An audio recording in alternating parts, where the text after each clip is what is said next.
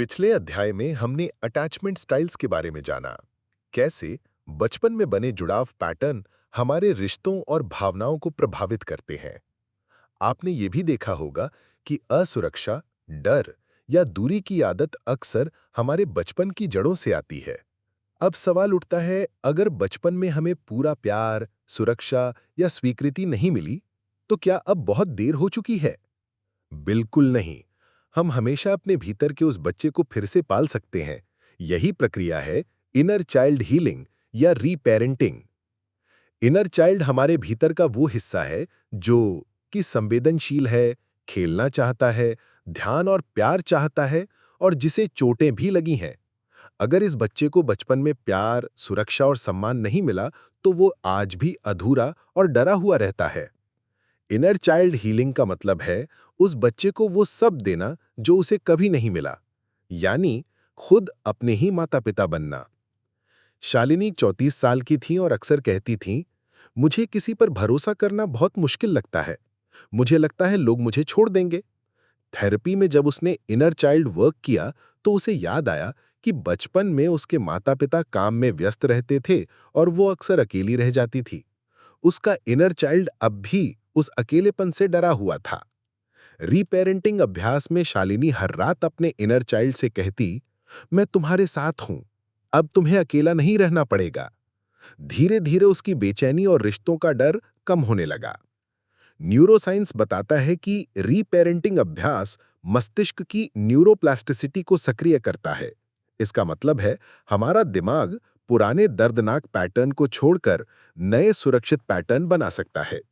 2015 में एक स्टडी में पाया गया कि जो लोग इनर चाइल्ड विजुअलाइजेशन करते हैं, उनके स्ट्रेस हार्मोन कॉर्टिसोल का स्तर घटता है और वे ज्यादा सुरक्षित और शांत महसूस करते हैं।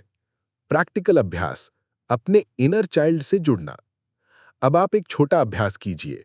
स्टेप 1, आंखें बंद कीजिए और अपने बचपन की कोई याद सोचिए जब आप 6 या 7 साल के थे। स्टेप 2, उस बच्चे की कल्पना कीजिए, वो कैसा दिखता है, कैसा महसूस करता है।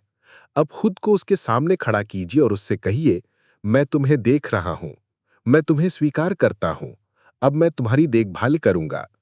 स्टेप 4, ये प्रक्रिया रोज दोहराइए और उस बच्चे को वही दीजिए जो वो चाहता है, प्यार, सुरक्षा और समझ। राहुल जब भी गलती करता था, खुद को कोसता था, तुम्हें कुछ नहीं आता, तुम नाकाम हो। ये उसकी मां की पुरानी डांट की आवाज थी जो उसके इनर चाइल्ड में बसी हुई थी। रीपेरेंटिंग में उसने खुद से कहना शुरू किया, गलती करना इंसान होने का हिस्सा है, मैं सीख रहा हूं और बढ़ रहा हूं। धीरे धीरे उसने अपने इनर क्रिटिक को शांत करना और इनर चाइल्ड को सहारा देना सीख लिया। दोस्तों, इनर चाइल्ड हीलिंग हमें यह सिखाती है कि हम अतीत को नहीं बदल सकते, लेकिन हम अपने आज से उस अतीत के दर्द को भर सकते हैं। याद रखिए, अगर आपके भीतर का बच्चा मुस्कुराना सीख जाए, तो आपकी पूरी जिंदगी बदल जाएगी। अगले अध्याय में हम बात करेंगे rewrite the story of your life, अपने जीवन की कहानी को नए अर्थ देना। यह अध्याय आपको सिखाएगा कि कैसे पुरानी यादों को नए नजरिए से लिखकर आप अपने भविष्य को नया आकार दे सकते हैं। और हाँ, इस अध्याय के अभ्यास के लिए हमने एक इनर चाइल्ड रीपेरेंटिंग वर्कशीट पीडीएफ बनाई है। आप इसे इस वीडियो के डिस्क्रिप्शन बॉक्स से डाउनलोड कर सकते हैं और आज ही अपने भीतर के बच्चे को नया प्यार और देखभाल देना शुरू कीजिए।